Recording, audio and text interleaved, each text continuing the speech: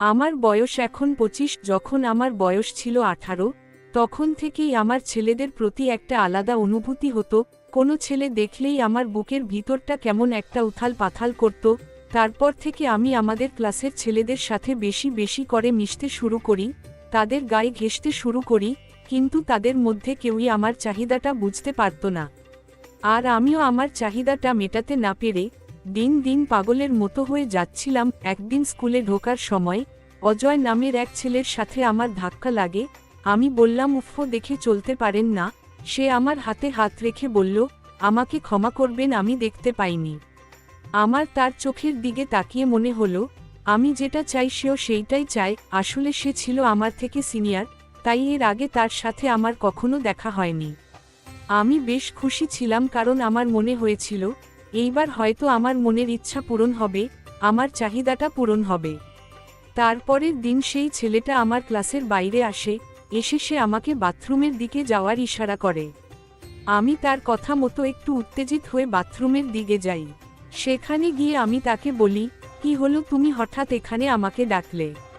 সে বলল, আমি আসলে তোমার ডায়েরিটা তোমাকে দিতে এসেছি। কাল আমাদের ধাক্কা লাগার পর তোমার ডায়েরিটা আমি পাই, আর আমি কিন্তু এই ডায়েরিটা পড়েছি। আমি জানি তুমি কি চাও। আসলে তুমি যেটা চাও আমিও ঠিক সেটাই চাই। এইটা বলার পর আমি তাকে কিছু বলতে যাওয়ার আগে সে আমাকে ঝাপটে জড়িয়ে ধরে জোরে ডিপ কিস খেতে লাগলো। এরকম কিছুক্ষণ চলার পর এমন সময় স্কুলের ঘণ্টা পড়ে ছুটি হয়ে যায়, তাই আমরা দুজন যে যার ক্লাসের ভিতর ঢুকে যাই। বাড়িতে যাওয়ার পর রাতে বেলা আমার শুধু তার কথা মনে পড়ে, উফ, যদি আরেকটু পর ঘণ্টাটা পড়তো, আমার চাহিদাটা মেটাতে পারতাম। এই বলে সেই রাত আমি ফিঙ্গারিং করে ঘুমিয়ে পড়ি। পরের দিন স্কুলে আবারও ক্লাস চলার সময় আমি আর অজয় বাথরুমে দেখা করি। তাকে দেখে মনে হচ্ছিল সে যেন সেদিন একটু বেশিই রোমান্টিক ছিল। তার সাথে দেখা করার সঙ্গে সঙ্গেই আমার উপর ঝাঁপিয়ে পড়ে। আমি সেদিন সবচেয়ে বেশি খুশি হই আমার চাহিদাটা মেটাতে পেরে। কিন্তু ঠিক সেই সময় আবারও স্কুল ছুটির ঘণ্টা পড়ে যায়, আর আমরা না চাইতেও আমাদের ক্লাসরুমে চলে যেতে হয়।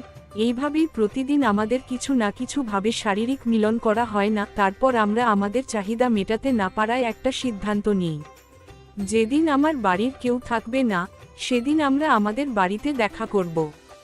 আমাদের কথা অনুযায়ী যেদিন আমার বাড়িতে কেউই ছিল না, সেদিন আমি অজয়কে অনেকবার ফোন করার চেষ্টা করি, কিন্তু সে আমার ফোন তোলে না। কিছুক্ষণ পর আমাদের দরজার বাইরে কেউ এসে নক করছিল।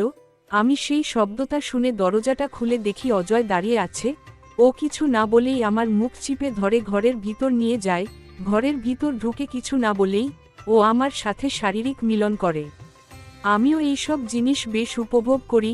এইভাবেই যখন আমার বাড়ি কেউ থাকতো না তখনই ও চলে আসতো। তারপর অজয় স্কুলের পড়াশোনা শেষ করে কলেজে উঠে যায়। তারপর থেকেই আমাদের মধ্যে দেখা আর কথা হওয়া বন্ধ হয়ে যায়। অজয়ের সাথে কথা বলা বন্ধ হওয়ার পর থেকেই আমার শরীরের খিদে আরও বেড়ে যায়। তাই আমার মা বাবাকে বলে আমি স্কুল শেষ হওয়ার পরেই পড়াশোনা ছেড়ে দিয়ে বিয়ের কথা বলি। বাবা মা প্রথমে রাজি না হলেও পরে ঠিকই রাজি হয়ে যায়, আর আমাকে এক অন্য জায়গায় বিয়ে দিয়ে দেয়। কিন্তু এমন একজনের সাথে বিয়ে দেয়, সে মাসের অর্ধেক দিনই বাইরে কাজের জন্য থাকতো, তাই আমার চাহিদাটা মিটত না। একদিন যখন আমার বড় বাড়ি ছিল না, সেদিন পাশের বাড়ির এক ছেলে আমাদের বাড়ি আসে কিছু খাবার দিতে। আমি তাকে ভিতরে আসতে বলি। সে বলল, এটা নিন, আমার মা আপনার জন্য কিছু খাবার পাঠিয়েছে। তখন আমি মনে মনে ভাবছিলাম, এই ছেলেটা তো বেশ সুন্দর, আর তারটা হয়তো একটু বেশিই সুন্দর আর বড় হবে, আমার চাহিদাটাও মেটাতে পারবে। তারপর আমি তাকে আমার বেডরুমে নিয়ে যাই। তারপর তার উপর ঝাঁপিয়ে পড়ি। সে প্রথমে না করলেও পরে আমাকে আর বাধা দেয় না।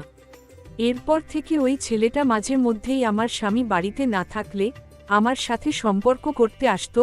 এইভাবেই আমিও আমার চাহিদাটা মিটিয়ে নিতাম।